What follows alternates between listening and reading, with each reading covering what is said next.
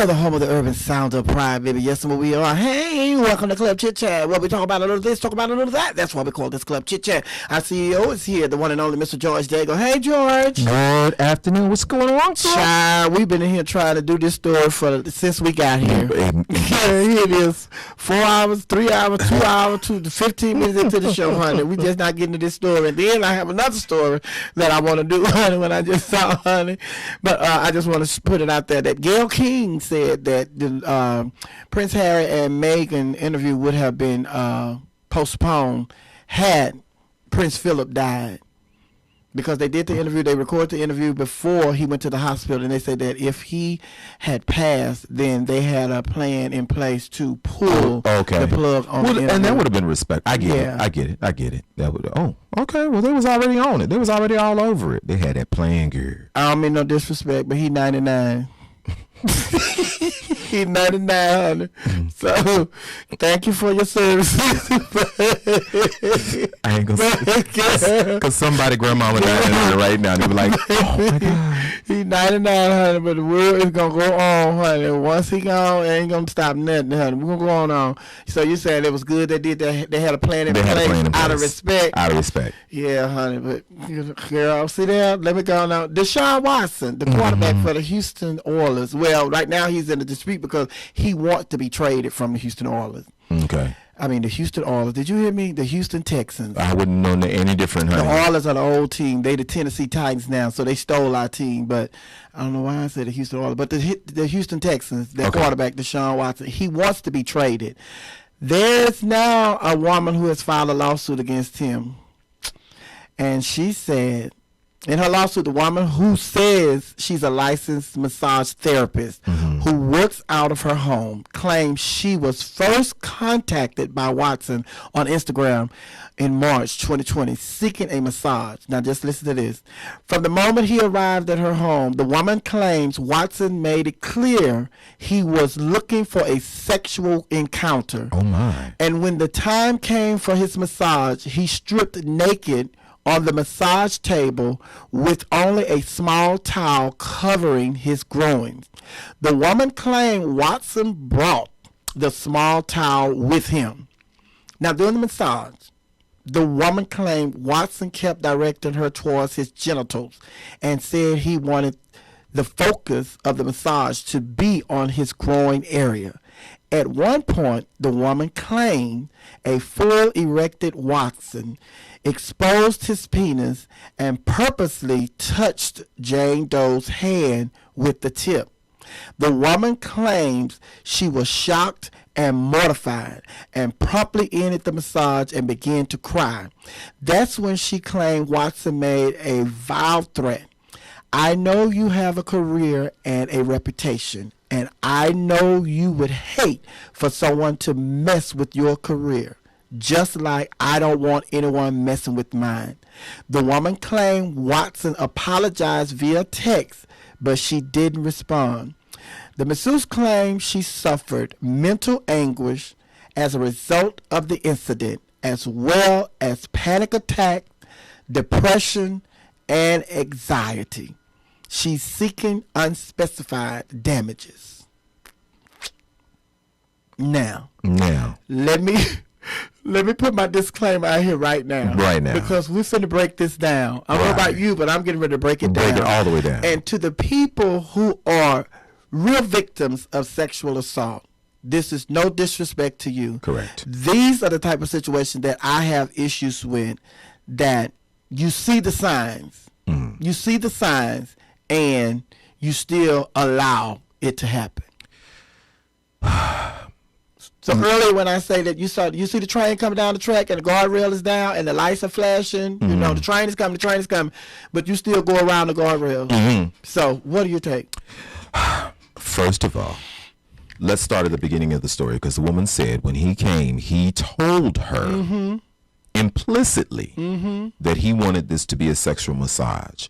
At that point, as a professional, you're at the wrong place. Massage therapist, it was in your rights, duties, and responsibility to yourself to say, oh no, brother, this ain't what we do. But you proceeded past that. Now, you get to the point with the little man decides that he's going to use an inappropriate towel to cover his bottom. You as a masseuse know that this is not the right procedure. No, sir, that's not going to be the towel we use. This is what we use. You'll use this to cover yourself. You did not even follow your own protocol. And I'm sure there's a protocol because anybody that's ever got a massage, you know you cover yourself up. You don't be there butt ass naked. I'm sorry. You're not there butt booty naked. All right. But you proceeded to move on. Now, as a massage therapist, I'm sure your hands have rubbed up against genitals, parts that were accidentally or otherwise. So to say that you're mortified, you had depression and anxiety because a penis happened to rub against you, far-fetched. This particular penis was the penis that sent you over the edge. Okay. But with all of that being said, ma'am, from the door, when that man came in and he said this is what he wanted, you had every opportunity to say, no, I'm not going to be able to do this. I need you to leave. Now, whatever the discussion was after that, you were in full control of that situation. You were, as a professional. And this is the way I see it. Everything that you said, I concur. But I want to add to that. Not only should she have turned him away when he told her at the beginning, I'm looking for a sexual favor. She claims that he said it. Now, she said that's what he said. If he said that, you know who he is. Mm-hmm. So if he said that, you know who he is. So you know he got money. So you are finna to take advantage of the situation. Mm-hmm.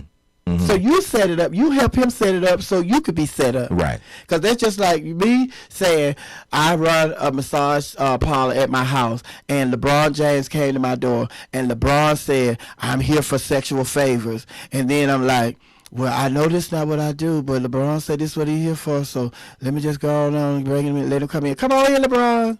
Mm-hmm. And then LeBron get naked, and then he get a little face towel and put over his groin area, and I just say, oh, LeBron. So he already showing me that what he said he wanted, he is showing me that this is what he wants. Mm-hmm. So now all of a sudden it's just like, I done got what I need. I'm distraught. I'm emotional. LeBron, you need to leave. You need to leave because that's not what this is. That's not what this is. Knowing all along that he had already told me what he wants. And when he do it, I'm fixed to file a lawsuit against him because all I see is ching ching. That's all it is. I really, and in this particular instance, and as we said earlier, this is not to discount people who actually experience sexual assault, Mm-hmm. Raped, forcibly put into positions they do not want to be. But in this particular instance, according to her story, her recounting of the story, ma'am, when that man first said that's what he wanted, no, leave, period. No matter who he was. But you continued on with this. So are you a victim? No. And it's disrespectful to the real victims of sexual assault. Yes. I agree. And then first of all, second of all, mm-hmm. if you're running this out of your house,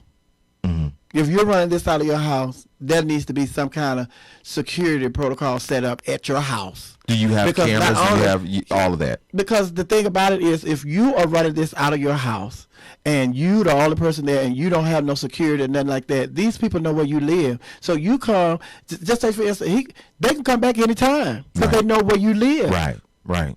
It's not like you set up an office somewhere. This is at your house. Right. Yeah. So again, you put yourself in harm's way all the way around. I don't think you're a victim. And anxiety, ma'am, when you do a massage, people are naked all the time. So this particular instance, this particular penis, this particular man sent you over the edge, huh? Well, I'm not buying it, and are you buying it? I'm not even. Don't even put it on the counter. I'm not buying it. And then what really is just like really disheartening is this guy is trying to get out of his, I think it's his last year or last 2 years out of his contract with the Houston Texans. Well, he's about to get it.